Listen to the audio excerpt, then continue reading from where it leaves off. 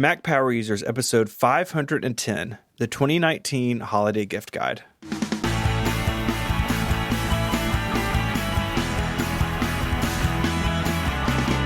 Hello and welcome back to Mac Power Users. My name is Stephen Hackett, and I'm joined, as always, by my friend and yours, Mr. David Sparks.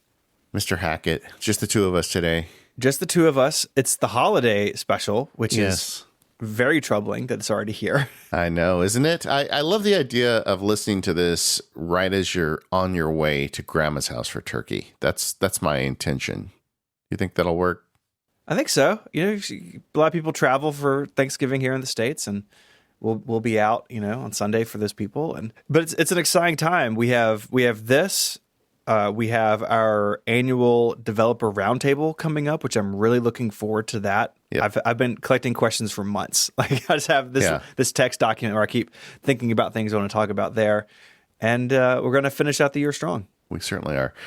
Before we get started, there's one thing. I guess we could have included this as a pick, now that I think about it. But over on the Focus podcast, Mike and I did something really fun this year. Well, we're doing a calendar, you know, because we're focused and we're nerdy. So we combined with the folks at New Year that make those beautiful wall calendars, but we made a focused theme wall calendar. And I know that's for a promotion for another podcast, but I thought the MPU audience might dig it too. So we'll put a link in the show notes, but we've got a really cool calendar you can hang on your wall. It says focused, life is about more than cranking widgets.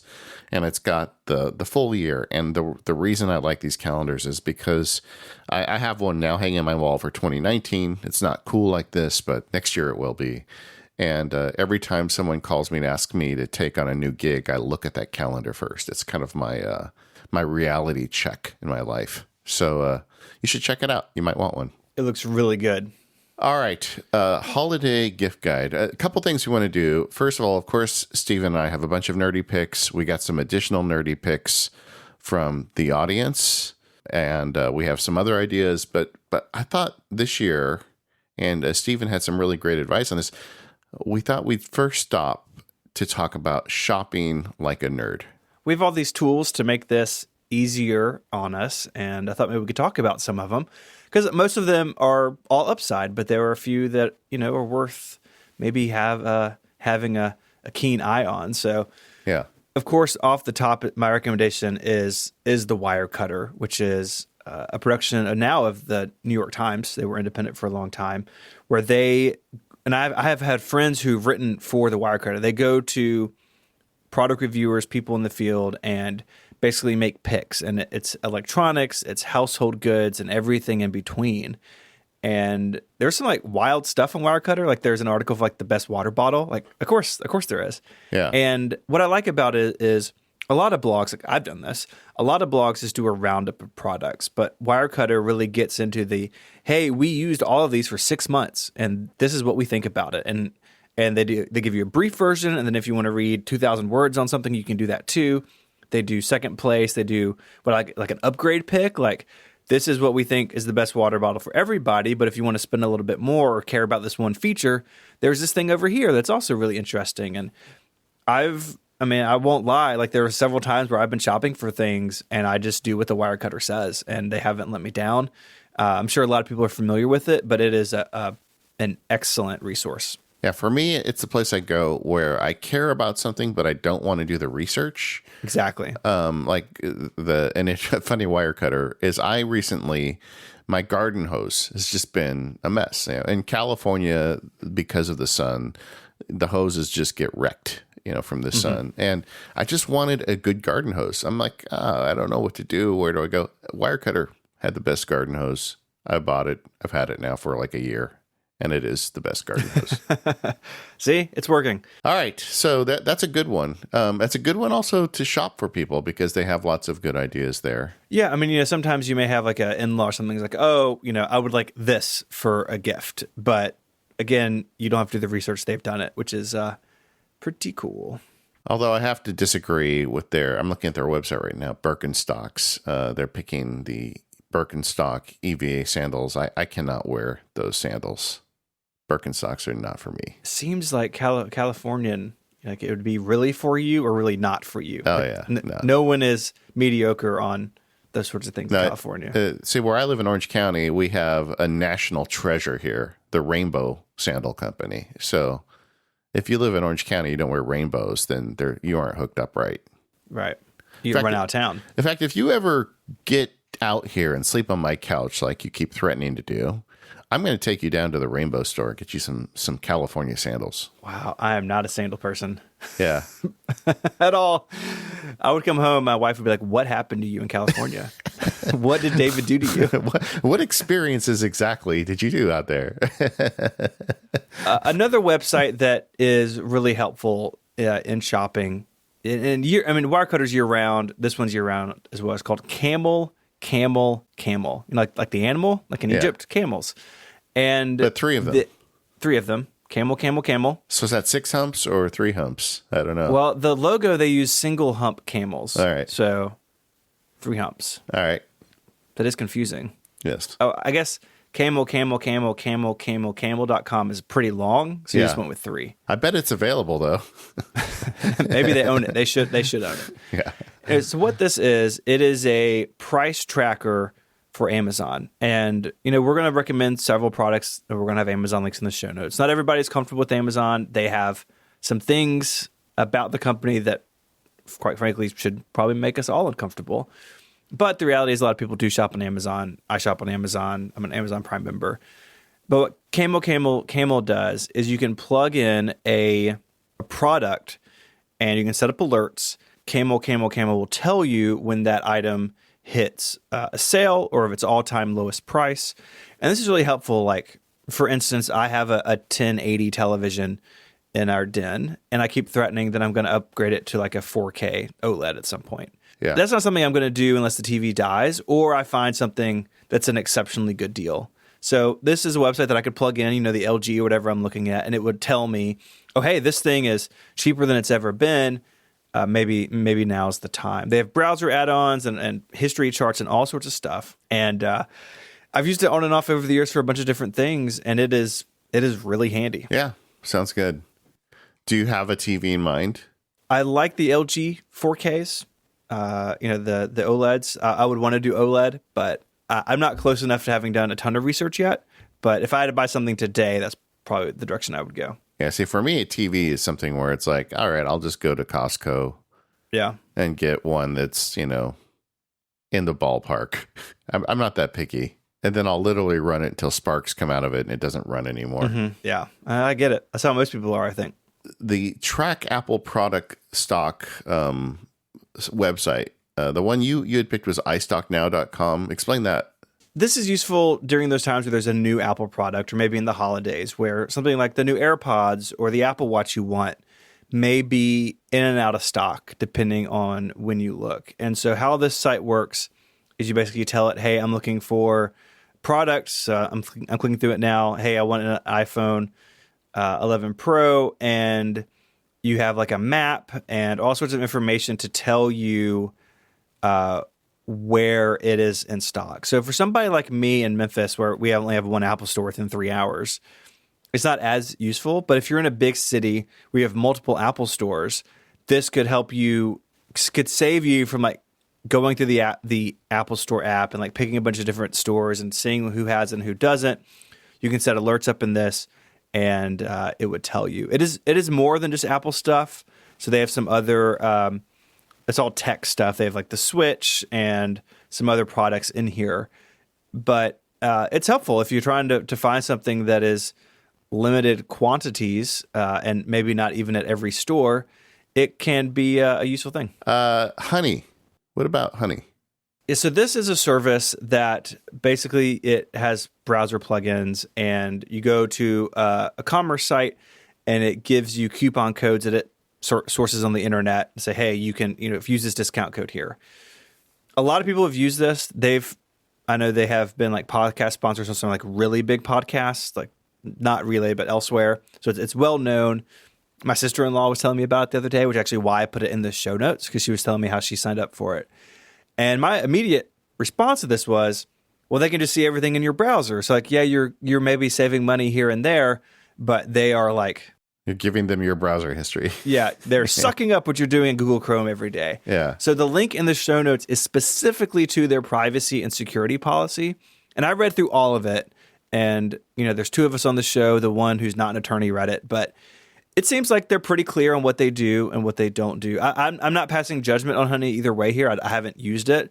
But anything like this, just be aware of what the trade-offs are. And, Honey is making their business on knowing what you're doing and sharing that to a degree with retailers. Now, they do say they're only tracking what you do while you're on a retailer site that they work with. So if you're on Reddit, Honey says they don't know what you're doing on Reddit. But then if you go to, I'm just making up a company, Williams Sonoma, and you want to buy a new soup pot for your mom for Christmas, which is a pretty good Christmas present for a mom, then they would know what you're doing if they support Honey. So that's kind of where they draw the lines.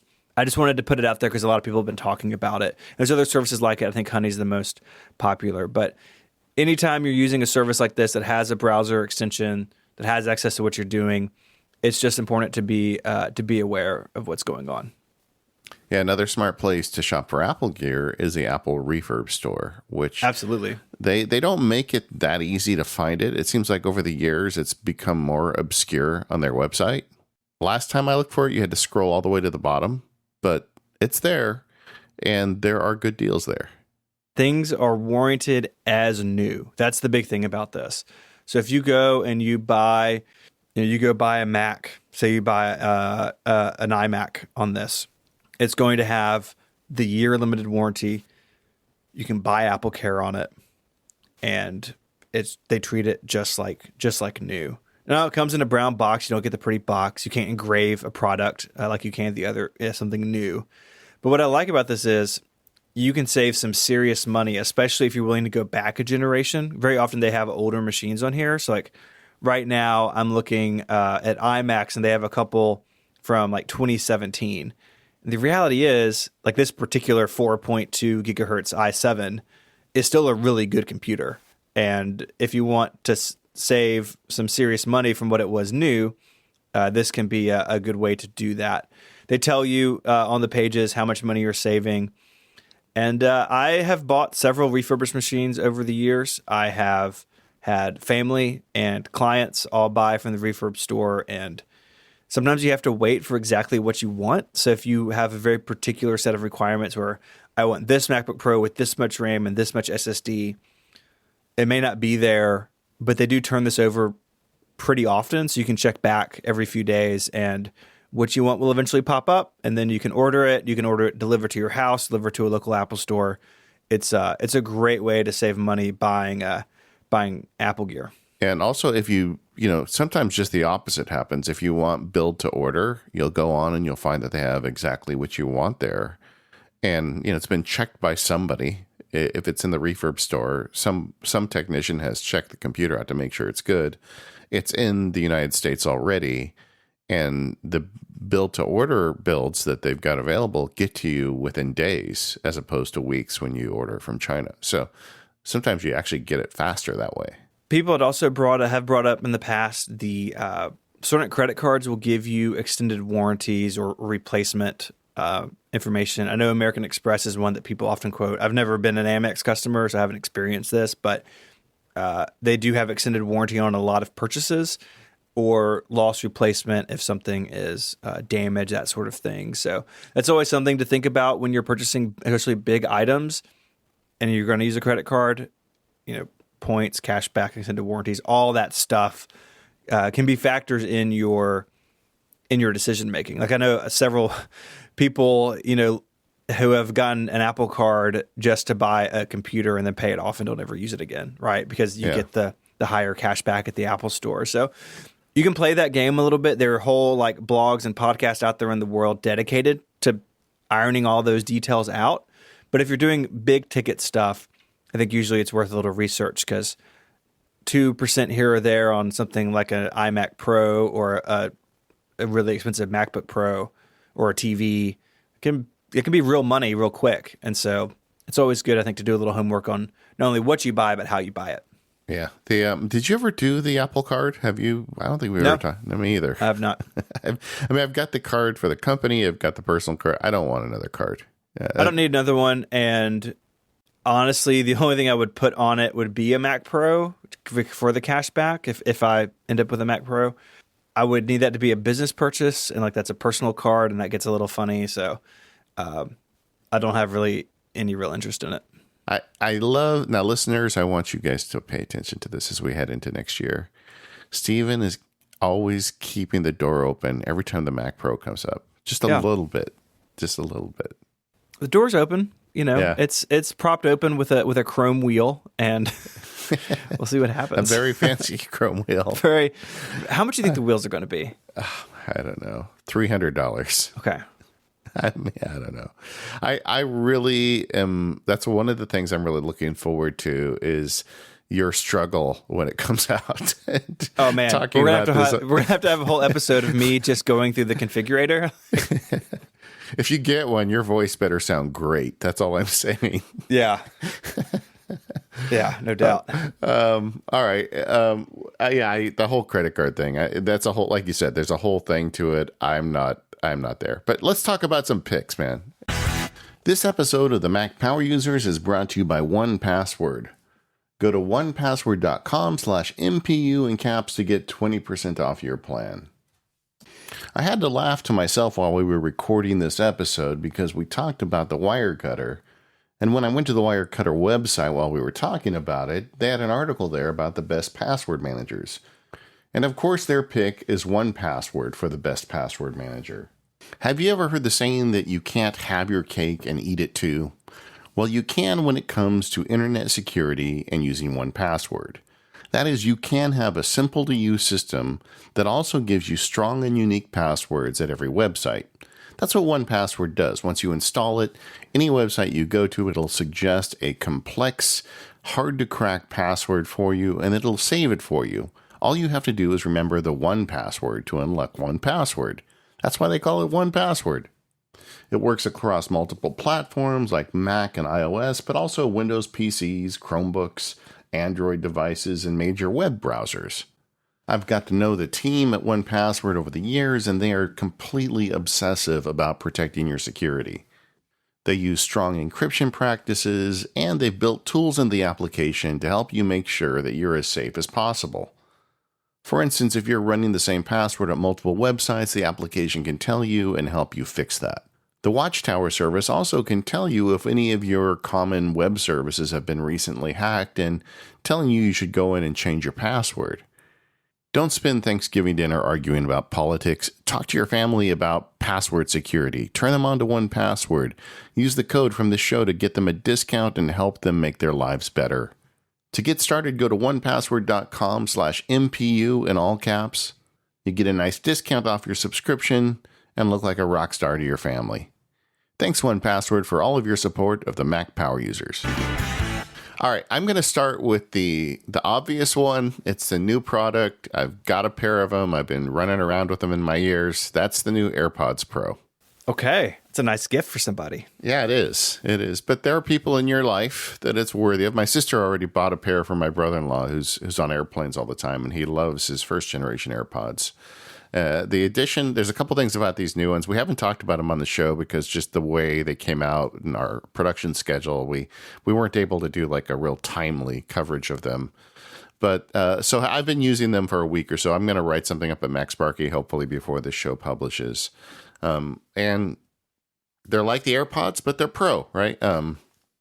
Case is a little bigger, but they have rubber tips that conform to the inside of your ear. So people who had trouble with the first generation AirPods, they just don't fit their ears, will probably find that between the three different sizes, one of them will work here. And they've got smaller stems, so they're not as obvious when you put them in your ears.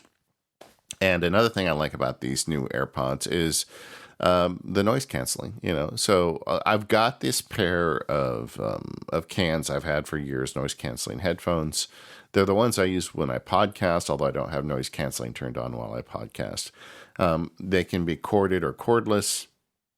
They're great. I think I've recommended them in a past gift show. But the one thing I always hate about them is every time I get on an airplane, how much space they take in my bag. I really like traveling as light as possible. And these Bose cans are they're kind of big. They fold up and they do the best they can to make them small. But boy, wouldn't it be great if I could have noise canceling earphones in my pocket? So when these came out, I ordered a pair of them. I've been using them on workouts and walks and just around the house for a week. And in general, I think they're quite a bit superior to the standard AirPods with the noise canceling. They've also got the way you trigger them rather than tap on your ear is you just pinch the stem. And it feels like you're pinching, and it even makes a clicking sound like you're pinching. It's all just fake stuff, right? But it works. But I do prefer that user interaction over the tapping on your ear thing you do with the AirPods. Yeah, which a lot of people find uncomfortable. Yeah, well, it's weird, and you don't, you feel yourself whacking on your ear. Yeah. But the noise canceling, the way they did it is really great because, like, there's different kinds of workouts I do. Some workouts I do where I'm isolated and it doesn't matter. There's no cars or whatever around me. If a car comes through the weight room in the gym, you're going to notice it with or without the AirPods in. Exactly. And I will say that Orange Theory, as great as it's been for me, I hate universally almost all of the music there. I cannot stand it. And I don't find that surprising at all. And the interesting thing is, like, it's a bunch of suburban, I guess I'd say 30 to 60-year-olds in there. And I'm pretty sure that the music they played, not a single person in that room has any of that music on their playlists. But anyway, I digress. But anyway, so with the noise canceling on, that's pretty nice. Now, when I take outdoor hikes or walks, there are vehicles and bicyclists and other people around. And with this transparency mode, it's great. I mean, you can hear stuff, it's really quite nice to be able to just reach up to your ear. You just give it a long pinch and there's two distinct noises, and transparency mode works fine. You can hear cars, you can hear bicyclists, and you're perfectly safe with those things in your ears. It's so obvious that I'm thinking, has anybody else done this before? I mean, I haven't kept up with the earphone technology enough, but like these Bose, they're either on or they're not on. With these, the transparency mode actually helps. Yeah, I think some others have. Yeah. I think Apple is probably doing it best of anybody, or the easiest to use. I mean, that's sort of their bread and butter. Yeah, it's great, and and they've got 3 different size rubber cups in there, so it'll fit to just about anybody's ears. It took me a while. I'm actually got 2 different size cups, so my ears apparently are asymmetrical, which is odd, right? Once I figured it out, it's great. And the way you attach the rubber things, they seat with a click, so you know that you got them on properly. This, Apple, like when Apple's at its best, handles all of the little details really nicely. The case is a little bigger than the AirPods, so that's no fun. I mean, I like the small size of the AirPod case.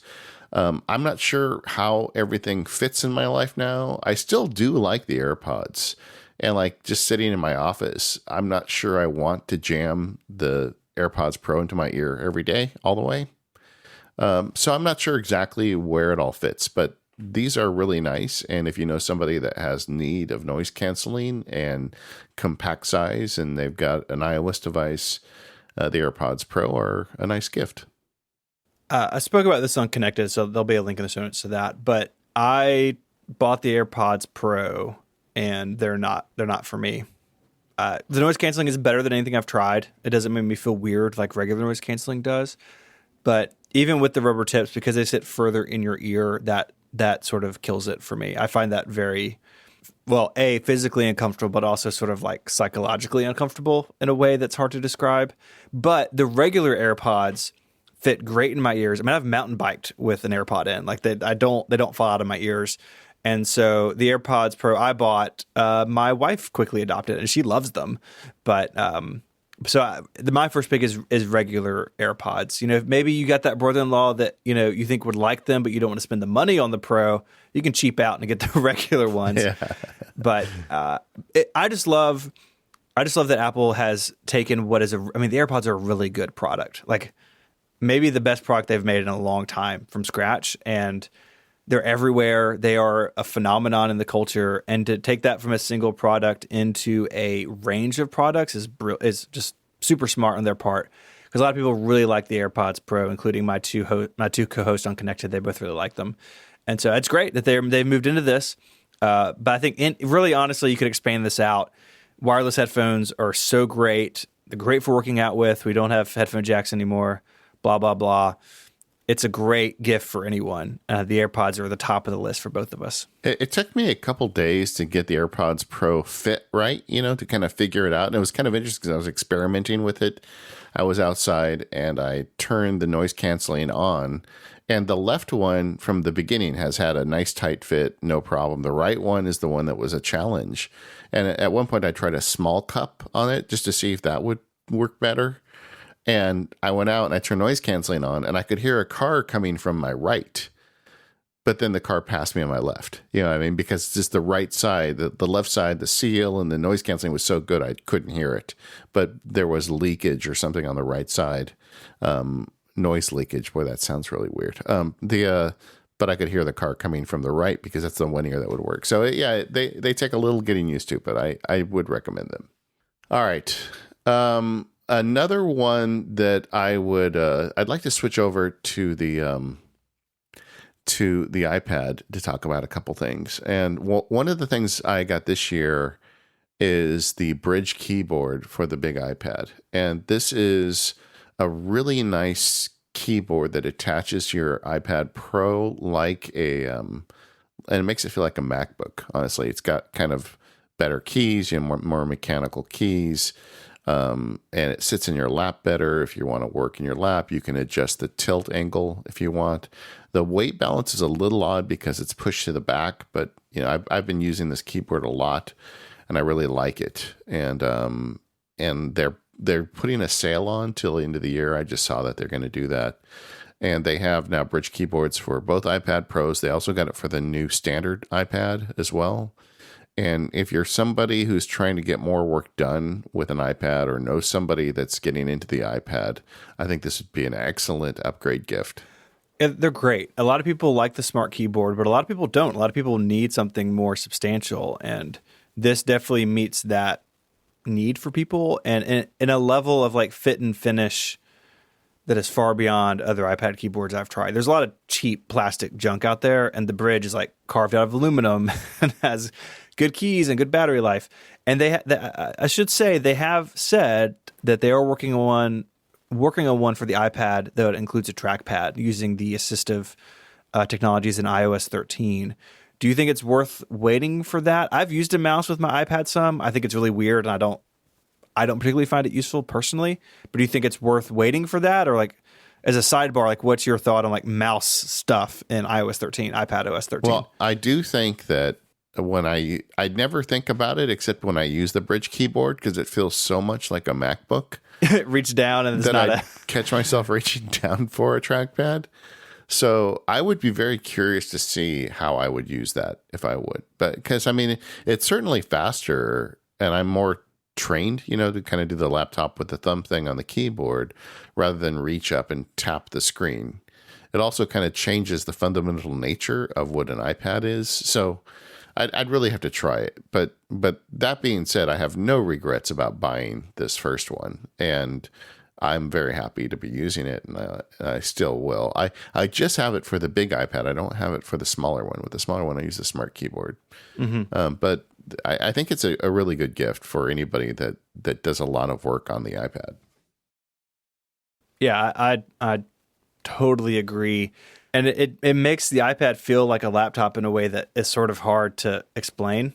Yeah. Like you put them together, it's like, oh, this feels like a MacBook. Yeah, I like this. It adds a lot of weight. I mean, there are downsides to it. It definitely gives it more bulk. But like sometimes I, will work remotely for the day, and that's usually when I will have that keyboard with me because I just want to be able to crank on the thing, and you can hammer away at this. Like the space bar on my smart cover keyboard for the big iPad isn't entirely reliable at this point. And I've typed on it a lot. I don't know, but just that keyboard that they have in that cover, it's very portable, but I don't think it's designed to last forever. Whereas, with the bridge keyboard, you're always good. Somewhat of a related pick, and this is something that I picked on our iOS accessory show not long ago, but I bought that iClever foldable keyboard that was very inexpensive. It was like $30. I continue to use that all the time. And if you're thinking about keyboards, that's another good one for someone, like as a stocking stuffer. If someone wants to get work done on their iPhone or an iPad mini, one of those little iClever keyboards are great and they fit in your pocket. So I'm also sort of in the Apple accessories land still. And I'm going to go with the Satechi Aluminum Type-C Clamp Hub Pro. It's a terrible name, but basically what this is basically a little USB dock. So it uses USB-C, so it plugs into your iMac or iMac Pro with USB-C. And then it clamps at the bottom of the computer, like it hangs off the chin, and you get SD, micro SD, 3 USB-A, and a USB-C out the front of the machine. Which, if you're like me and you use an SD card pretty often, we've all like dug around on the back of the computer, scratching it all up, trying to plug these things in. And this thing is great. I've had it on my iMac Pro for a long time. They come in silver and space gray, so they match both. Satechi makes pretty nice stuff. They sell other docks and hubs and things. But this is just really nice because it just hangs on the iMac. I don't have it sitting anywhere. The cable is really short, so it just basically just goes right around the back and plugs in, so there's not cable mess anywhere. Apple's not going to put ports. They're not going to put ports on the front of the iMac. No. But with this, it's the next best thing. And I've been really happy with mine. I use it all the time. My Logitech mouse dongle is always in it. And then I use the SD card slot. And if I'm like moving stuff off of jump drives or external drives, I just plug them into the front as opposed to you trying to reach around and scratch up the back of my nice iMac Pro. See, I think you were holding out on me. We did that show on our setups, and you didn't mention this thing. Yeah, I don't know how that happened. Like, you told me that. I was like, surely we talked about it.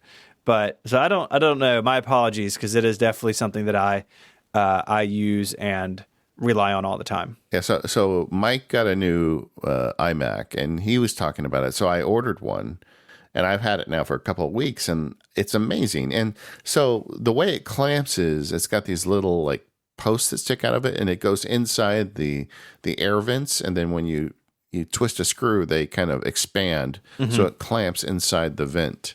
It does block some of the ventilation, which worried me, but then I said, well, if Steven's doing it, it must be okay. I've run it for however long I've had this computer, 2 years. Like, I've not had any issues. Yeah. Now, I do have mine in a little bit because, the speakers are on the outside bottom edge, and if you put it in the wrong place, you'll block the speakers. And I was okay with apparently blocking the air intake, but not the speakers. Anyways, I have not had any issues with that. My Mac Pro is silent 99% of the time. When it's loud, it's because I'm pushing it. Like, it seems to have no real effect at all. Now, but the one thing you said that bothers me is you have a mouse dongle in it 100% of the time. Yes. That would make me crazy. Well, so I use an older Logitech mouse, and their dongles are kind of bad. And I was having a lot of mouse dropouts when it was around the back because I have basically every other port on the back of my computer taken. And I did some readings, like maybe there's some interference or something. Anyways, I moved the dongle to the front so it has like line of sight to the mouse, and it has not dropped out a single time. So I would buy a new mouse before I would have that dongle sticking out the front of my. Sometimes, no, look. This is weird and awkward because you're the guy who taped a drive to the back of your computer, and I still feel a little sick about that when I think about it. Okay, so let's be clear, because I've heard you talk about this on other podcasts. The drive is taped to the boom arm of my Mac. It is not taped to my Mac. You made it sound very suspect in a recent podcast. I didn't call you on it, but I will now. You screwed a hard drive into the back of your iMac Pro. Yeah. And, it's not great, but my mouse works. And I use an old Logitech mouse I don't make anymore. I actually have 3 of them. I have a couple on the shelf because it's like the only mouse I've used that doesn't hurt my hand. And so it is what it is. Got to make sacrifices sometimes. That's all. Wow. I just can't believe you've got the thing sticking out the front of your Mac. I know. It's just like a little nubbin. That's all. Well, either way, if you have an iMac, this is a great thing to put on your Christmas list or your holiday list, or to if you know somebody with an iMac, this is a good one. I'm really happy with this thing because it's the same thing. And the other thing, I've had a little trouble lately with the SD card reader in my iMac. Occasionally I plug it in and it just doesn't pick up for whatever reason. Me too. And pulling it out and putting it back in will work sometimes. But this thing is great because it works all the time. And it's going through that USB-C port. And I'm just, it's funny how a little piece of technology can make you so happy. But this is one that did for me. Related to the iPad, the other thing I bought this year with the new edition of the iPad iOS, improvements is I bought a mouse for my iPad. And I got the Logitech MX Anywhere. I've always liked the Logitech mice the best. So anyway, I decided to get a mouse. I got the Logitech MX, and I got this one because I like the Logitech mice. This one is Bluetooth. I don't need to hang a dongle off the front of my iMac to make it work. It's got a couple little buttons, but the size is small too. I mean, it's going to be used with an iPad. I want to be able to put it in a bag, and it's worked great. Some of the screencasts I did on the most recent Shortcuts field guide, where I had kind of complicated ones, I would enable the mouse functionality through accessibility, and then it would just record into the video so you could see me exactly where I was clicking and pressing, which I thought was really useful. Although I will say that having bought it and set it up, I don't use it that often. I like that it does bake it into screen recordings, like you said, because before it was kind of awkward to watch an iOS screen recording. It's like things are happening. I don't know why. Yeah. But I'm the same way. I've tried a mouse with the iPad, and don't get me wrong, it's great there if you want it or need it, but it just doesn't really jive with me. But I'm also not a big iPad worker like some people, so maybe if I was, I'd be more into it. But for me, I'm just going to reach out and touch iOS because that's how it's always been. But like when I'm working on like complicated Microsoft Word documents and I've got the Bridge keyboard set up and I've got the little Logitech mouse to the side of me, it really feels like I'm using a MacBook. I mean, it's crazy how fast and useful it can be. So if you do a lot of work on your iPad, this is something you should at least try. And it does look super small in these pictures, which is nice. To your point, if this is going to be with an iPad, it should be something that you can travel with easily. Yeah, they make these mice now. They're massive with like 17 buttons on them, and they like form fit to your whole hand. It's probably really great, but I don't think it seems right for the iPad. Yeah, I agree. All right, so I'm going to go with this is sort of a combined pick. This pick is called "Don't Let Your Loved Ones Lose Data." Okay. So this is a time machine drive, and like I've said this multiple times. I don't care really about individual brands of hard drives. Like, just pick the capacity and the price that works for you. In the show notes, I'm going to have a 4 terabyte Western Digital portable USB 3 drive. I have a bunch of these running around, but I'm not married to Western Digital. All hard drives fail, so just pick the one that works. Yeah. But there's no excuse, especially if you have family members on the Mac. There's no excuse for them losing data with Time Machine. You can buy them a drive, you can plug it in, show them how it works. It's so cheap. 4 terabytes for $100 is bananas. I mean, it's so cheap compared to what it used to be. Along with this, I would say look at Backblaze, something that you could maybe a family member, parent, or sibling, sign them up, have them pay the $6 a month. If they can't or don't want to, you pay the $6 a month and have them backing up. You can actually add multiple computers to your account, and so you could have your parents' iMac added to your Backblaze account, and you can be making sure that it's being backed up that way as well. These tools are so easy; they're so commonplace now. There is just there's no excuse for not having things backed up, and if they're on a PC, there's lots of good options there too. Windows has some built-in backup tools, either third-party tools, and of course there is Backblaze also on Windows. So anyone with a computer, this is something that is worthwhile, and it's one of those gifts that it's nerdy, right? It's real nerdy, but if they ever need it, you're going to have really saved the day. Yeah, I've done both of those gifts as holiday gifts, where with Backblaze you can buy a year. You can just pay for the full year. So I've done that where I've paid for a year for people, and I've also given people backup drives for holiday gifts. And you have to pick the person you're giving it to. Some people would not appreciate that gift, but a lot of people would. And one of the people I gave a backup drive, I gave her a just a drive to plug into her computer because the Mac OS backs up very easily now. You can just turn it on and you're all good. And a couple of years later, the usual story, the hard drive fails, and she got everything off the backup, and she was so happy with me. So I got thank yous twice. I got it at the holiday, and then 2 years later when it saved all her data. That's good. Yeah. So the right people who do serious work on their computer but aren't techie enough to do this stuff. Solve the problem for them.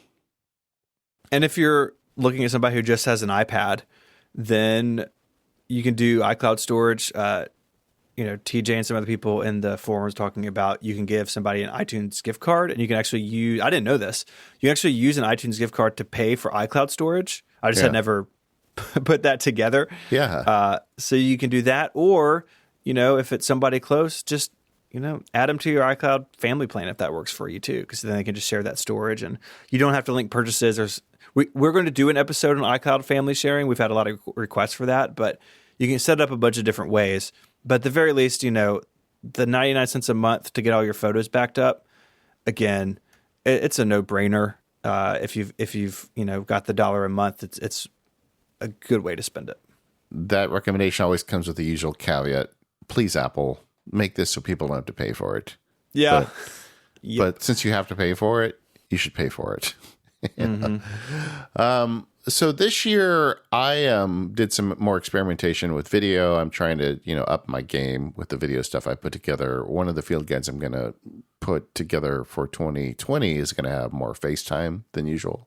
So I spent some money and bought some camera gear that I would not recommend as gifts for other people, but there's two that I did get that I'm real excited about. I'm going to make this two different picks. So the first one is the DJI Osmo Pocket, which is it's a great camera. So DJI is famous for making the drones, and they took all the fancy 4K drone camera gear and they put it on a little handle. So it's not a drone, it's something you hold in your hand.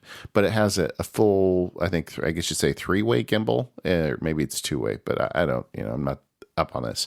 But it's great. And it shoots really great 4K footage on a gimbal as you walk around with it. So I've used it on rides at Disneyland, and we use it in walking through the house. We went to my sister's house for the holiday, and she had decorated everything. So I was walking through the house doing this great walk-through shot with this gimbal, and I know that the iPhone has great stabilization on video, but this kind of brings it to another level. It's just really cool, and it's got a plug that plugs directly into your iPhone. It's got a Lightning plug. It's also got a I think a USB-C one. If you've got a non-Apple device, you're going to plug it into, and it's got a great app, so you can control it with the app, but you can also just hold it and use it.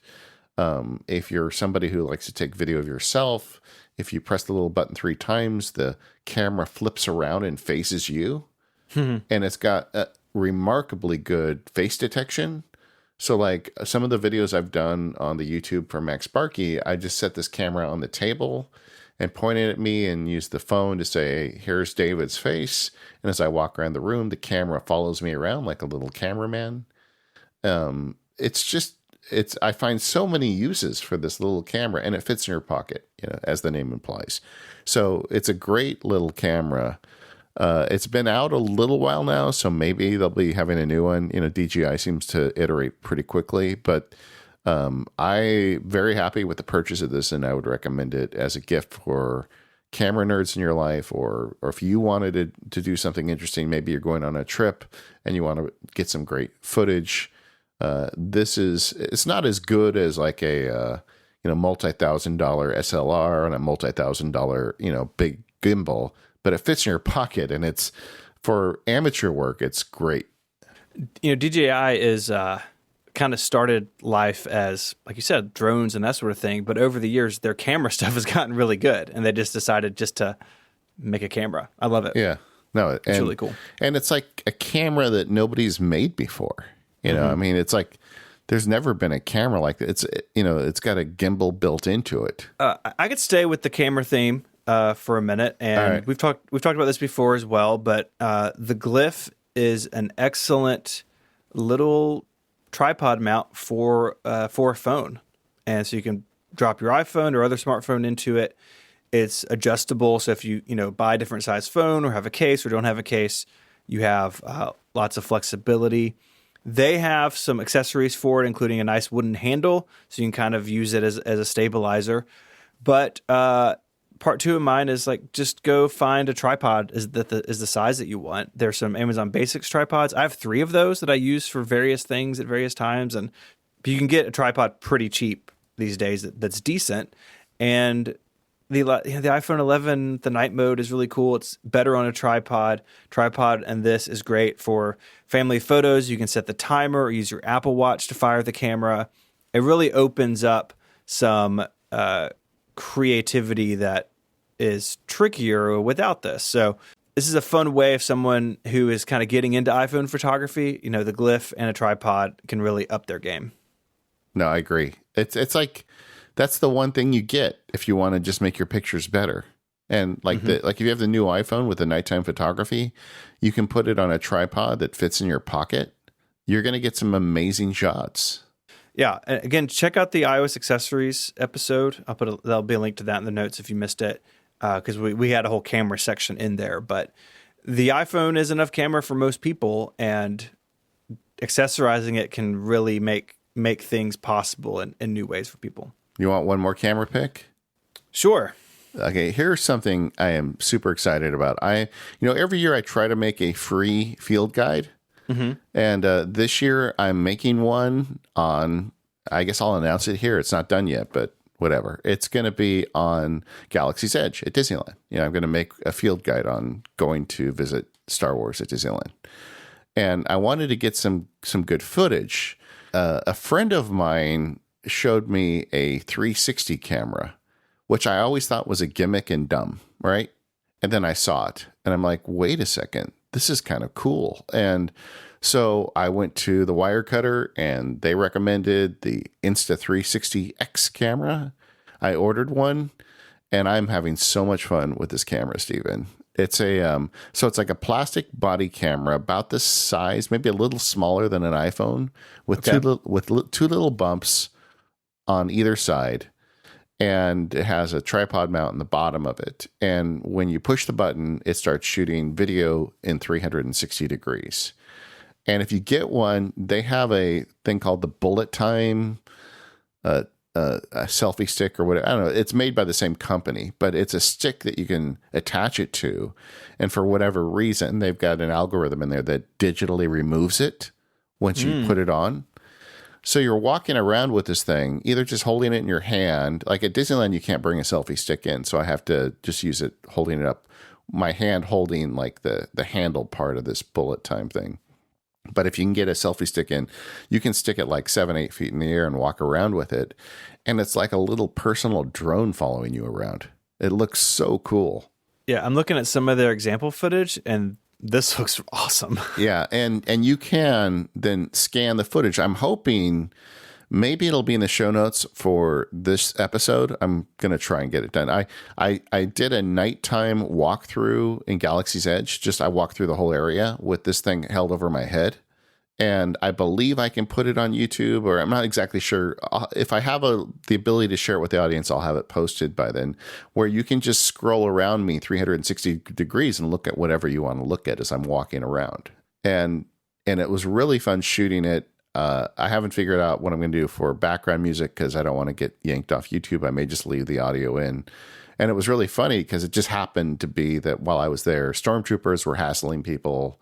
And then at the end of the video, I bumped into Chewbacca and he gave me a hug. So, it was a pretty great video just in general. But it's 360. So you can scan around the whole area. And like you can also do with this thing, the way it works is you can output it as a standard video. You process it on the camera to pick the view that you want. So Like you can be, walking forward and you can have it facing forward, but then something cool happens behind you and you can have the camera turn around to show you what was going on behind you. Wow. And then you can move it back to the front of you. And I mean, this is, once again, it's definitely got some of that, distortion on the edges that you get from camera shooting super wide. It's not, it's not like your Sony with a fancy lens on it, but it's pretty amazing. And this whole idea of this bullet time stick where you put it on it and it looks like it's just hovering in the air, it just works way better than you think it would. And like if you're heading out to the holidays, this might be a fun camera just to have with you. Definitely if you're going out somewhere, like you're going to the snow or something, like if you could hold this thing while you were like snowboarding or whatever, it would be awesome, the video that you would get out of it. This is like a really fun toy. Yeah, it is. It is. I've only had it a couple weeks and I am already very happy with it. And I bought the more expensive one. This isn't cheap. I think it was like $400 or $500 all in. So this is probably the most expensive pick I have today, but I think I would get the good one, honestly, because it really does an amazing job. There's cheaper ones, but I took the Wirecutter's advice in this one. This episode of Mac Power Users is brought to you by the Omni Group, home of such apps as OmniFocus, the premier task management, project management app for Mac and iOS. When we look at our lives, we all have a lot to do, and OmniFocus gives you the tools to manage all of it. You can sort tasks into projects, organize them with tags, and build and view custom perspectives to drill into just what you want to see at any given moment. One of my favorite features in OmniFocus is review. You can sit down. I like doing it on the iPad version, but it's on the Mac and iPhone as well. And you can simply tap through your projects and see what's going on. If you're like me, sometimes you enter things into a project and kind of forget about them, and a review is a good time to really reevaluate and see if the tasks that you've entered are still relevant. You can set up custom review times. Some projects you want to review every week. Maybe others are fine to look at every month or every quarter.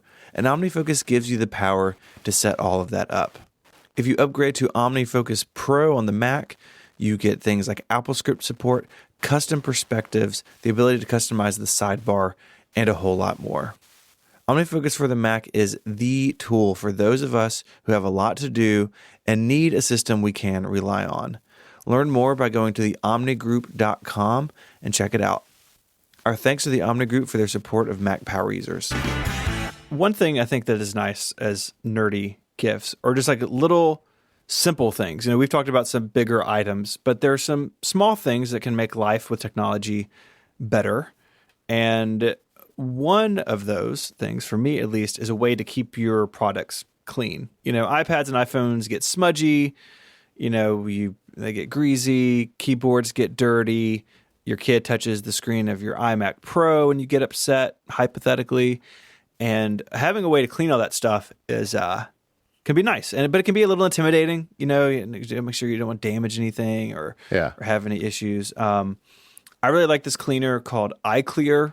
They actually sold it. They may still do. When I worked at the Apple Store, they sold it in the Apple Store. It's how I first came across it.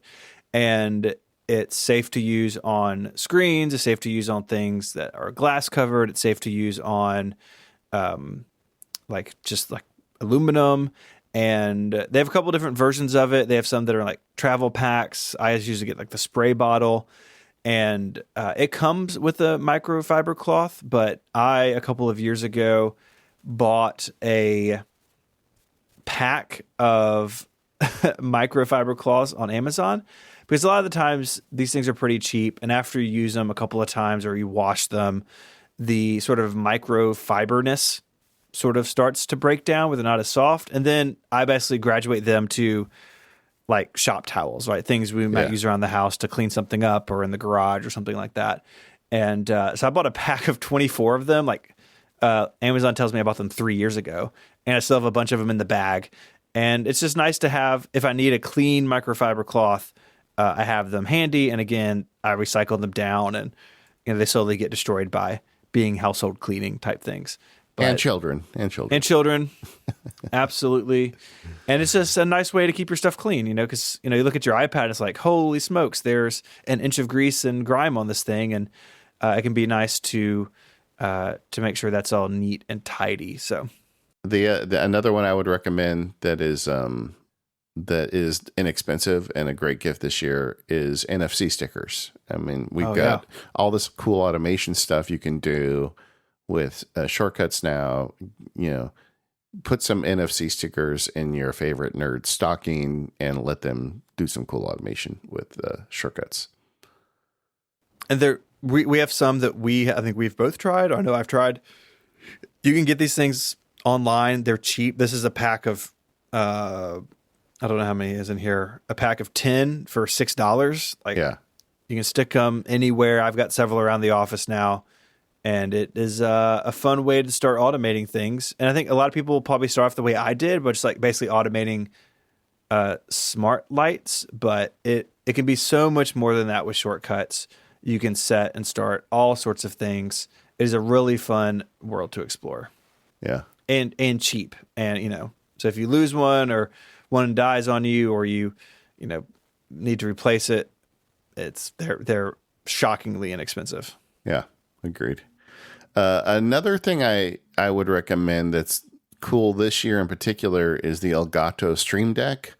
I've got one here. I'm working on an update to the Keyboard Maestro Field Guide because Keyboard Maestro now works with the Stream Deck. Mm-hmm. And so it's like a little control panel, and they've got them with as few as 8 and as many as like 32 buttons on them, so you can go as crazy as you want with it.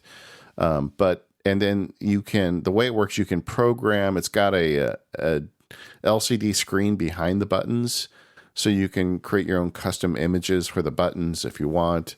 You can label them. And the idea behind the original thing was if you're doing streaming, like if you're doing a lot of like YouTube streaming or Twitch streaming, you can push a button and make things happen. But once you add Keyboard Maestro functionality to it, you can make anything happen on your computer. Like I've got the top row of my Elgato Stream Deck is all buttons that I use for different work modes. So if I sit down and I press the legal button, all my windows and everything sets up for doing legal work. If I press the podcast button, it sets up for podcasting. And it's a great way to kind of context switch as I'm working through the day. But there's just so much you can do with this. I've got buttons I can push to make certain kinds of music come out. I've got buttons that open up the Airtable for my most recent screencast / field guide that I'm working on, so I can get working on that. And all of these things are things you could also do with keyboard shortcuts. And I mean, you don't have to have one of these to make all this stuff work. Obviously, Keyboard Maestro with things like palettes can make a lot of this stuff happen right on your keyboard. But I wasn't sure if this was a gimmick or not until I got one, but I don't like putting things on my desk, but I like this so much that it has stayed on my desk because it's just so nice being able to reach out and push a button. And this is a cool thing if you're into, getting a lot of work done on your Mac. Well, and being able to use it with Keyboard Maestro is such a game changer, I'm sure. Because before, this was sort of geared towards people who were streaming, or maybe you were editing video and you could have macros and stuff tied to it. But Keyboard Maestro makes it a general purpose device. It can do, because Keyboard Maestro can just about do anything on your Mac. So now you can do that with this Elgato Stream Deck. I'm going to recommend a braided lightning cable. We've all had regular lightning cables slowly break down over time. They're split at the end, and you try to tape it together, and you don't have to do any of that stuff. So this is the Amazon Basics brand. I chose this because I've had a couple of these. We have one of these in each of our cars. For some reason, the Apple white ones really seem to die quickly in cars. Maybe it's just in the South. Maybe it's UV light or something, or heat. But you put a white lightning cable in a car in Tennessee, and you get 18 months out of it, and it's going to die. Yeah. These are braided, so they flex really easily. They're not going to pull apart at the end. They seem to stand up much better to UV light. I've got a couple of gray ones. They have a couple of different lengths and colors, but I've been really happy with them. And a nice side effect is if you travel with them, because they're braided nylon, they don't kink over on each other and don't get tangled up because the nylon is sort of slippery to itself. Like, right. So if they get tangled, it's very easy to untangle.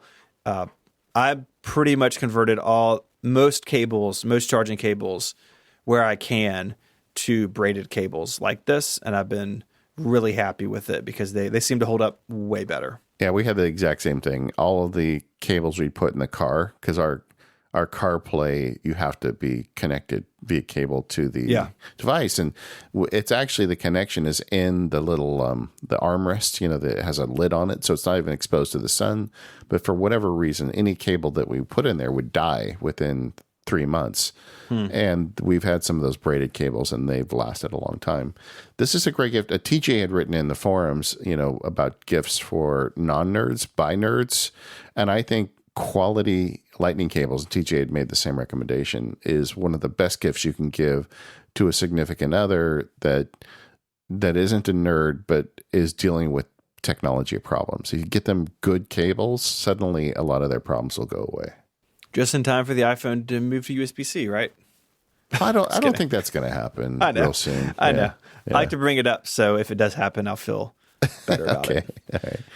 Another one, this is an Apple product, but it's got cheaper recently, and that's the HomePod. I feel like the HomePod got kind of a bum rap because of its expense in comparison to other products on the market, but I think it sounds significantly better. As an Apple Music subscriber, I love the ability to use it, and they have multiplied in my house, and now that they're cheaper, this is great. Set up if you it's getting more reasonable to put one in your family room or two, and get some really good audio. And we're up to 3 at my house. Yeah. Mm-hmm. Well, I gave one to my sister. I had a sister who had a medical problem and was suddenly going to be home a lot. And that was my, I know, for making it out of the hospital gift. I just was so happy that she was doing better about her HomePod. And she uses it all the time. She told me she really loves that because she can be home and just call out any music she wants. That was new to her, because she didn't try anything else before, but she's been all in with Apple for a long time, and I think that's a really good gift for people to give, especially somebody who's already in on the iPhone and Apple Music. The ability to just call out and play any music they want to hear is really nice. I'll say too with the HomePod, going back and talking about shopping like a nerd. The HomePod is on sale. I mean, Apple did lower the price, but the HomePod is on sale at Best Buy. I bought one of mine at Target. They go on sale all the time. Yeah. So like if you're looking at buying one, look at Best Buy. Best Buy always has Apple stuff on sale. Look at Target. Look at other retailers because you may be able to get one for even less than what Apple's dropped the price to. So it happens all the time. And I think I've only paid full price for one. I think the first one I bought from Apple and the other two, one was Best Buy and one was Target, for, I don't know, $75 off or something. So if you start looking now for the holidays or just you want to get a second one for yourself because the stereo pairing is really good, very rarely do you actually have to pay full price. They are on sale. I routinely see them for $199 somewhere. It is a product that I feel like has a little bit of a chip on its shoulder. I think primarily because of the price, and I think because Siri is not as flexible as some of the other platforms. But I gotta say, I feel like the HomePod has improved. I feel like Siri has improved on it. They added multiple timers, which was a huge deal for a lot of people. But it is a solid device. I've been happy with mine, honestly. Yeah. Well, my wife and kids routinely use it. That's when I know that it's like, oh, it must be working now. Like my wife every day is checking the weather and doing different things with the HomePod, and that's just a thing now. It's not like something you talk about. It's not a novelty. It's now an actual utility that we use in the house. So, right. I think they really have. I mean, it's not just speculation. They have improved it. So, I really like it. If you haven't tried this in iOS 13, if you're playing music or podcast or anything on your phone, go up and just hold your iPhone to the top of the HomePod and it hands off and it starts playing on the HomePod. So like if you're listening to a podcast in the car, come in the house and it can continue playing. But then when it's time to leave, touch your phone again and the audio will return to your phone. I'm using it all the time. Nice stuff. And we should have those benefits because it's an Apple ecosystem, right? I mean, that should be better than any other vendor. Stuff like that. Absolutely. All right. What else you got? I've got one last sort of nerdy one, and then I have some like life stuff. Sure. This is my my favorite surge protector. That's a nerdy thing to have a favorite of, but it's my favorite. It's on brand. It's on brand. Yeah. It's a Belkin 12 outlet. It has an 8-foot cord. One of the things I like about it is that the cord is angled down. So if you need to put this behind a bookcase or something, it's flat, or as flat as it can be with American style plugs. And it seems a pretty good protection. It does not have any built-in USB ports, but I'm okay with that. Some of these have USB and other things. This is just sort of a run-of-the-mill deal. And it comes in the box with some tools for cable management. So you can run the cables out the end nice and neat. You can run coax through it, all sorts of stuff. I have several of these around my office and around the house, and I've really been impressed with them over the years. Yeah, nice. Yeah. I don't really have a whole lot to say about that. I mean, it's nerdy, but really the fact that the plug is as flat as it can be lets you put it places where others of these don't fit very well, which is nice. I have a couple small items that I've bought for people recently or for myself that other people have liked as well. One of them was, this is the year that I finally solved my wallet crisis. Yeah. I've just never been happy with my wallet. I mean, for a couple of years, I had like the single piece of leather folded in half, and that was great. But, I have a company card plus a personal card plus a driver's license plus an insurance card. All of a sudden, it was just like not enough. But I didn't want the George Costanza special, Right. And there's a whole like rabbit hole you can fall down in terms of wallets these days. There's all these different ones. They have ones that you need like a wrench to put together, and it's just, there's a whole bunch of different things. But the one I finally settled on, and I bought it for myself a few months ago, and every time I pull it out, people ask me about it. And I'm probably going to end up giving one to a person in my life, but it's called the Flipside wallet. And, the downside is it's plastic. It doesn't compress like a leather wallet does. But the upside is it's perfect. Once you open it up, it's got like little flaps. It almost feels like a Star Trek communicator when you open it up. And it's got a way to put your bills in there. It'll hold some cards, but not a crazy number of cards, but just enough for me. And when you put it in your pocket, it's solid. I got the orange one, so I won't leave it on like a restaurant table. It'll stand out for me. And it's just, I don't know. It's like, I feel like, wow, this is something that's been bugging me for years. And this year I got it. Not too expensive. It's a great gift. I have a wallet to counter your wallet with. Oh, okay. Because I too feel like I've solved my wallet issue. All right. With the NYX Minimalist wallet from Tom Ben. Yeah. And it is, it's their nylon material. Mine is like a light gray color. Same reason you have an orange one. A black wallet is a wallet you will lose. Yeah. Just how it is. And this, I can put several cards in it, and there's a place for money. I have option number 3. They have 5 different styles with like just different pockets and materials and stuff. Yeah. And what I like about it is the area of it when it folds over is really no bigger than a card itself. And so I am a front pocket wallet kind of person. Yeah. And this means I can put it in my front pocket very easily. I reviewed this the end of last year on 512. I'll have my link to the review in the show notes. And it's nice. And like yours, because it is small, it does limit what you can carry. And I find that to be a good thing for me because I'll just keep stuff in there. Yeah, no, I agree. This is a very nice wallet. Tom Ben makes great stuff. So, yeah, I'm kind of wishing you hadn't shown this to me. Well, I wrote about it a year ago, so you've had time to read it and forget that I read it, and now you feel bad again. Yeah, so. Exactly. Another little gizmo for nerds that I think is really useful is there's a everybody has these clips, right? What do you call it? The carabiner clips. Yeah. Right. And nerds use them for all sorts of stuff. Well, this year I found the clip to end all clips. It's called the Hero Clip, and I'll give you an Amazon link for it. but it's a clip with like a swiveling hook inside of it. And it's very difficult to explain on a podcast, but you can put it in your bag. And this is also really great if you carry a purse. You put it in your bag. It's not very big, but then you can hang it on a table and have a carabiner clip attached to it. It's once it expands. So whenever you go somewhere and you don't want to put your bag on the ground, you can just pull this out very quickly, unhook it, and then hang it on a table, and it works perfect. And I have given away like 4 of these now. Like I have it. I go out to lunch with a friend. They're like, "Where did you get that?" And then I end up sending them one. So great stocking stuffer kind of gift.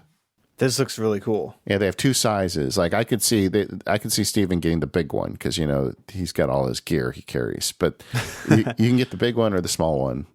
And I have the small one. It's working great. If I were going to use it with a backpack, I'd probably use the big one.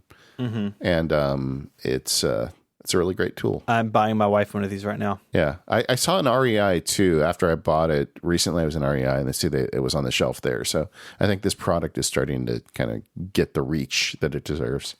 Yeah, that's really cool. I mean, if you, a lot of their pictures are like camping and that sort of thing. This would be great if you spend time outdoors, it looks like. But it's also good for the mall or Disneyland. I'm just saying. That's the outdoor for some people, Yeah. This episode of the Mac Power Users is brought to you by Squarespace. Make your next move with Squarespace and enter offer code MPU at checkout to get 10% off your first purchase. For the longest time, setting up your own website was a complete pain in the neck. You either had to hire somebody or you had to spend a lot of time keeping up to date with plugins and all the other harrowing problems you can have from running your own website. Well, fortunately, that problem is solved with this sponsor, Squarespace. Squarespace helps you easily create a website for your next big idea. With Squarespace, you can set up a unique domain and use their award-winning templates to create a beautiful website.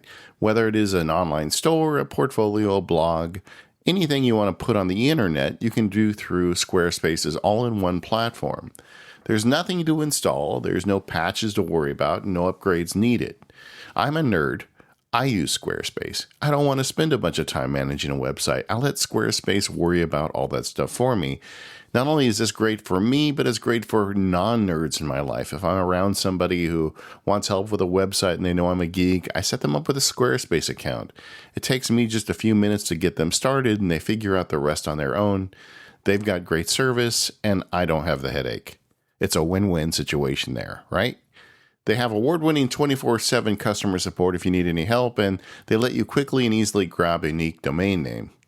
And all of those award-winning templates are beautifully designed for you to show off your great ideas. Once you set up your Squarespace website, there's really no end to the things you can do with it. MacSparky has grown so much since I started with Squarespace, and the website has always kept up with me. Anytime I had a question, I just sent an email to the Squarespace helpers, and they wrote me back and helped me sort things out. And best of all, Squarespace plans start at just $12 a month, but you can start a trial with no credit card required by going to squarespace.com/MPU.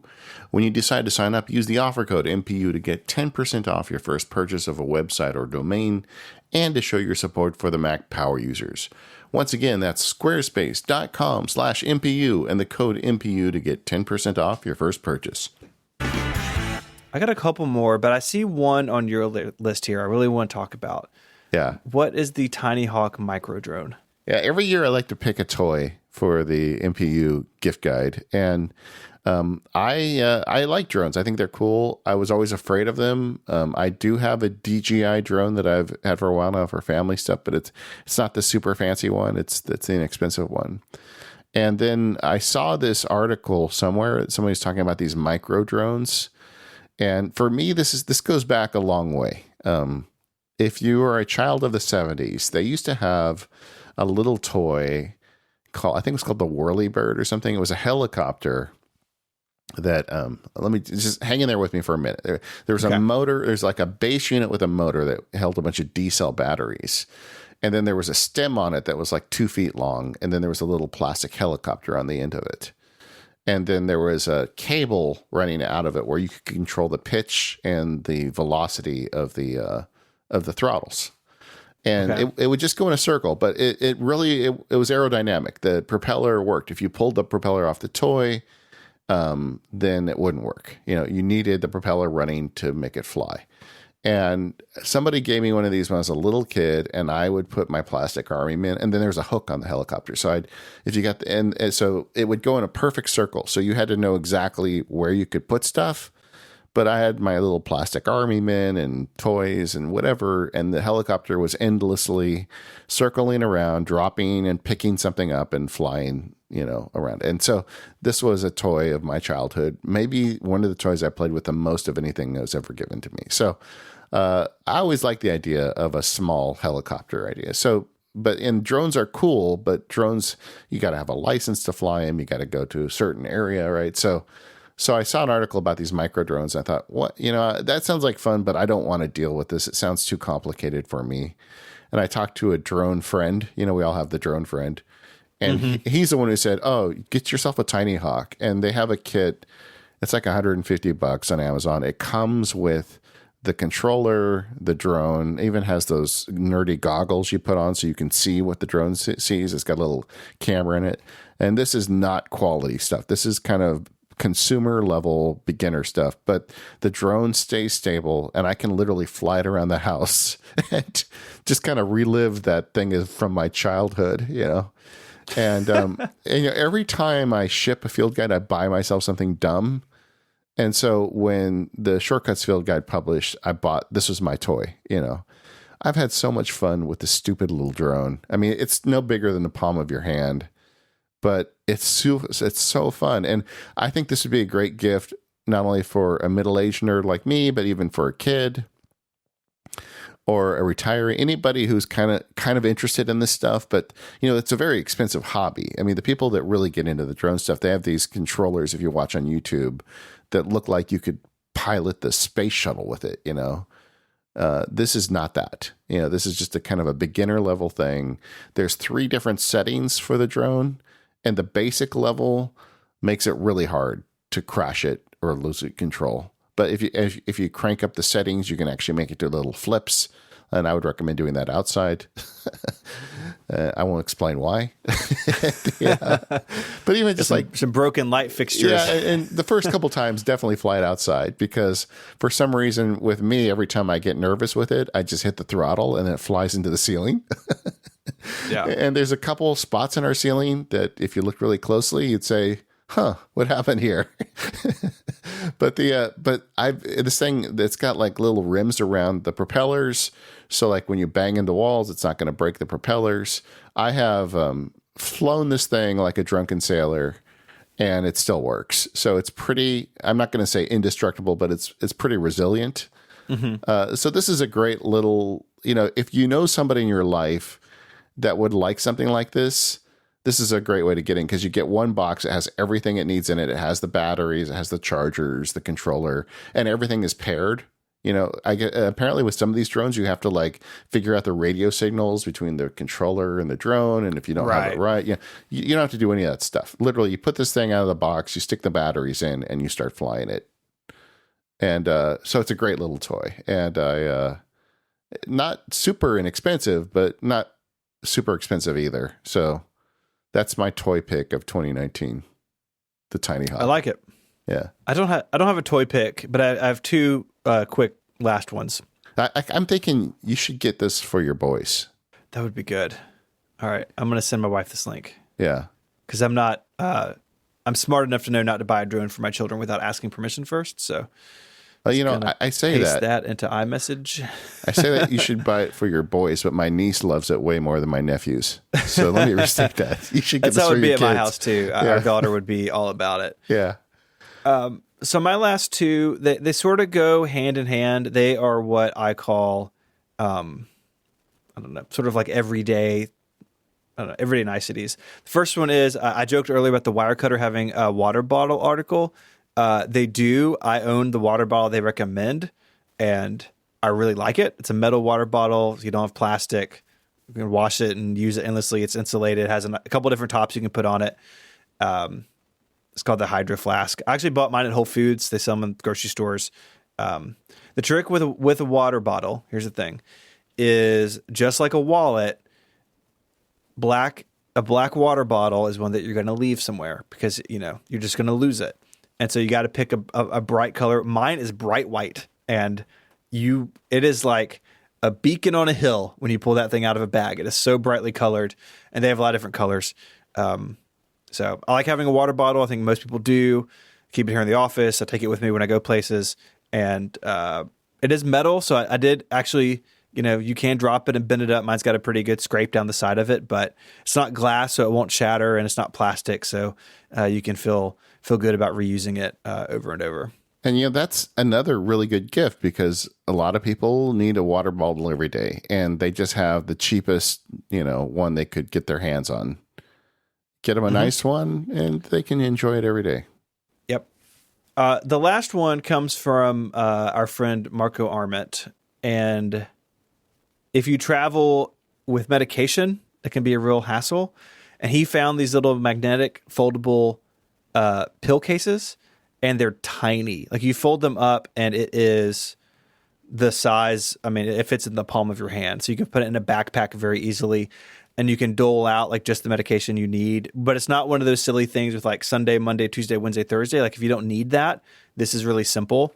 And I travel with medication, so now I have like sort of a week's set of medicine in one of these in my bag, basically ready to go. So if I'm, out to dinner somewhere, I need to, and I have it with me, and it's easy to travel with. Again, this is silly. Like it's a $9 thing it's $9 for two of them on Amazon. But if you travel a lot, or you need medication with you, that's a hassle that can be an everyday hassle. And good gifts are those that people can use over and over. And I've given these to a couple people. So I bought one. I think my mom saw it. She's like, "Oh, that's awesome!" Like, sent her one, and I don't know. It's a silly little thing, but if you find yourself in that situation, it can really make it more livable. Yeah, absolutely. Great. So good idea. That's my things. That's my list. I mean, there is also the Mac Pro and Pro Display XDR on my list, but is that a holiday gift you give somebody? I mean, I'm just saying that if someone wants to get me one, I'll send you my address. Well, they have to be for sale first as well. That's true. Yeah. That's true. We did have some listener requests that or some good stuff we didn't talk about. You want to tell us about some of those? Yeah, I was looking through the list. Cameron had said, give us some recommendations for HomeKit stuff. And we've done HomeKit shows in the past. I feel like this year I'm giving HomeKit a pass because I feel like they haven't really upped the game as much as I'd like. We got the announcement this year about the Apple system where they will save your home video for you on a secure server, and that just came out with the most recent version of iOS. I've been in contact with Zach over at 9 to 5 Mac. He's working on testing a bunch of these cameras out. I am super into the idea of investing more in HomeKit and getting my home security system built into my HomeKit. Mm-hmm. But right now we're at this like tenuous phase where there's several cameras being announced, several arriving to market, but not all of them. And, you've got these companies that are making cameras where they have their own business model where you pay them to say the video for you. And some companies that are saying, no, we're just going to just plug into the Apple system. And I'm not sure where it all shakes out yet. But in 2020, we are going to be talking more about HomeKit and HomeKit security as these products become available. So we're going to hold off on that for now, but I suspect next year I'll be spending some money and testing things out and reporting back to the audience. There's a page on Apple's website where they list all known HomeKit accessories, and that every time I look at that page, I feel like it's longer than it used to be. Yeah, I mean, we've made a lot of progress the last few years, but I feel like there's certain categories of things, like the lighting thing. I feel like is kind of figured out now, but there's certain categories that still need additional work, and they're not there yet. But it seems like there's a bunch of stuff about to break.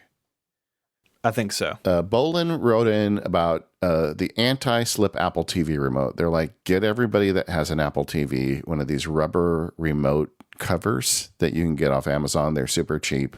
We'll put some links in the show notes. I would second the nomination. The only thing I would add to it is I bought the one that has magnets. It has two small magnets at the top and bottom of the device. And the reason I got that is because, we have a TV in the kitchen where we can just stick the remote to the refrigerator now.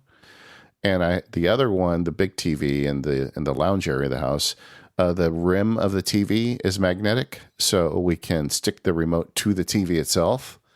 And that has been a total game changer because we always were losing the remotes. Now we don't. So I think it's another $1 or $2 to get the magnets. Get the magnets. That's cool. And that remote is really expensive if you break it. So yeah, having some sort of case on it is TJ nice. Wrote in, nerds to give for non-nerds, good lightning cables. We already talked about that one, but he had some others. If you go into the forum, he had some other good ideas in there. We got a couple folks wrote in about the withing scale and health products. We've talked about that a lot this year already, but those are great gifts. I don't know, buying somebody a scale though. That you got to be careful with that. Yeah. That's like, that could be ripe with, misadventure. I think you can get it for like a gym rat. If you know somebody that's like super fit and they want to really be on top of it, but yeah, you got to be careful. Or if someone's, gonna make a run at a New Year's resolution or something, it can be an encouraging gift. Yeah. But read the room is what we're saying. Yeah, exactly. There is a certain, you can also, step on a mine and blow your leg off with that one if you're not careful. Yeah. Yeah. We did an episode early on in the year about health accessories. I've had a couple emails of people wanting us to talk about the health app. Yeah. But I think we'll probably get back to that next year. But yeah, there's a whole world of accessories out there. And there may be people looking to move away from Fitbit. They got purchased by Google, and some people are uncomfortable with that. And just like the HomePod, Apple Watches are on sale often. You can do Apple still sells the 3rd generation, but you can find the 4th generation places still. That's also, I think, a good gift. And the Apple Watches are less expensive than ever. And I think that's that could be a nice thing too, sort of in this vein of health sort of activity related gifts. So there's a couple recommendations regarding cooking. Dave said the Meter, MEATER wireless thermometer, cooking thermometer was good. That used to be like a big deal, and I don't hear about that anymore. But yeah, I mean, why not? They had a Kickstarter and then sort of launched from that. I've never tried really. Well, I tried like years ago, one of the first like sort of connected thermometer deals. But I could see it being useful. If you're grilling or something and want to be inside. But it seemed to get a thumbs up from the forum. Yeah, I didn't, because I recommended this a couple of years ago, but we bought the Innova. What do you call the thing? You stick it and it heats the water. You cook like a sous vide? Sous vide, yeah. We still use that multiple times a week. That is one of the best things we ever bought. And it connects to the phone, and I can go down. I can, you put the pork chops in there with some rosemary and whatever, and then it just cooks, and then you pull it out and grill it for a few minutes. So I did this a few years ago. Man, that's still a great gift for someone who likes to cook. But my favorite of all the recommendations was from Todd, who did some research, and I feel like it kind of follows a trend on Mac Power users as recent.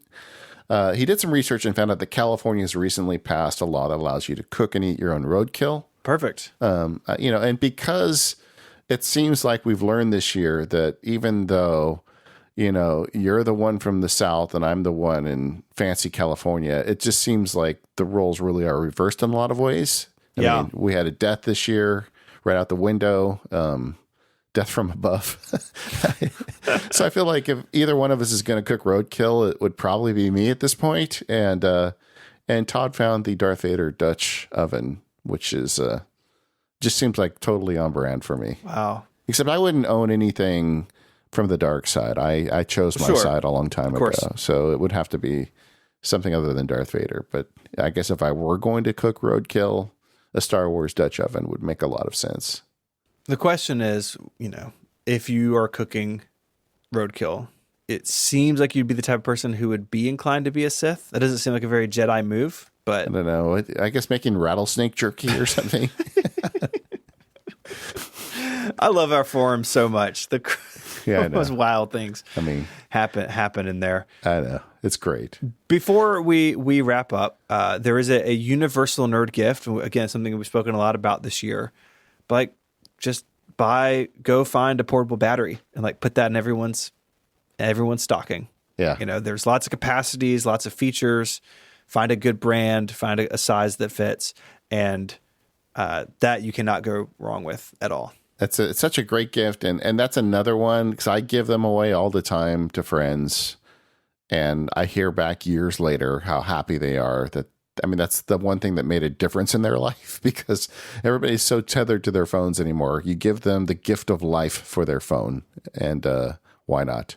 Mm-hmm. And then, of course, not just buying stuff for yourself and other people. It's the time of the year to make a donation, and I would have to say the MPU with Stephen on the show now, more than ever, we are fans of St.